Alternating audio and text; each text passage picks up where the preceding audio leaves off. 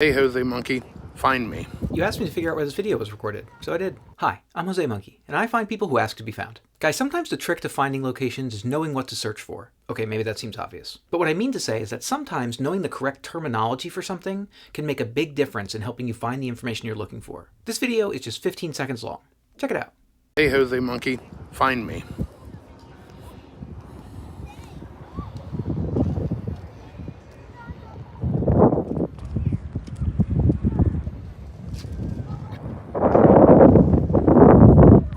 So what can we see? Our friend here starts the video by asking to be found, and I noticed the reflective sunglasses right away, but they didn't show us anything particularly helpful this time. Next, the person lifts the camera to give us a view of their surroundings. We can see a large body of water here and some trees, and as they turn the camera, we can see a walking path that appears to lead to a parking lot, just in case you thought there was no parking lot in this video. Next, we see a grassy area here, and then across this field, we can see some rather tall trees.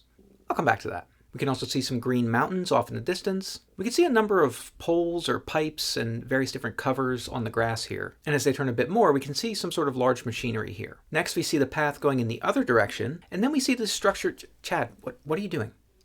Oh, I'm just messing with the people who are trying to take a screenshot so they can use Google Lens. Oh, okay. Can I show them now? Yeah, go ahead. We see this structure. Haha, got him. As I was saying, we see this structure and I noticed that it had some writing on it. But guys, I was having a really difficult time reading what it said. After that, the person shows us essentially the same view from the beginning of the video. And that's about it. Okay, so I strongly suspected that this body of water was a reservoir. I say that because we have this very straight edge here with these large rocks on one side, and the fact that it's significantly lower on the dry side of it. All those things told me that this is like an artificially constructed barrier. Those tall trees I pointed out appear to be loblolly pines. That told me that there was a pretty good chance that this was in North Carolina or South Carolina, though I was leaning a bit towards North Carolina because of the mountains. Initially, I figured I'd just look for dams and reservoirs in those two states. And even though I was leaning towards North Carolina, I decided to just omit North or South from my query and just go with Carolinas. And I got a bunch of results, but none of them seemed obviously right. But as I was looking, one of the photos I saw was of the W. Kerr Scott Dam. That's in Wilkesboro, North Carolina, and I knew it wasn't the right place, but I couldn't help but notice that we have a very similar structure extending into the water.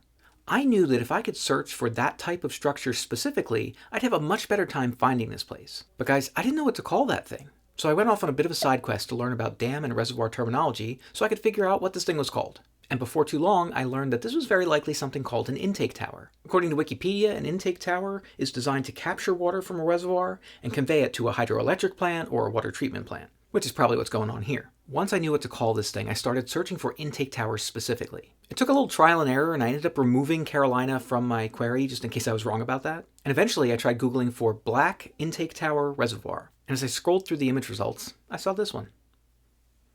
And guys, that was it. You are here near the Chatuge Dam in Hayesville, North Carolina.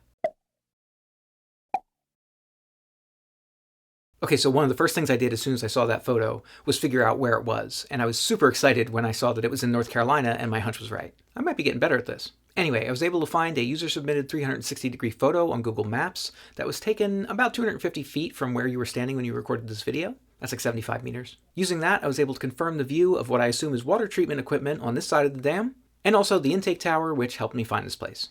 By the way, once I knew what was written on this tower, it seems really obvious in retrospect, but Chatuge is a pretty unusual name, at least unfamiliar to me, so I suspect I would not have been able to figure that out unless the video was significantly clearer than it was. Okay, it's time to check which previous location was closest to this one. And this time, it was one of the places that I found in my Christmas special episode that I did in 2023, and the location was in Seneca, South Carolina. That's about 53 miles or 85 kilometers away from this spot.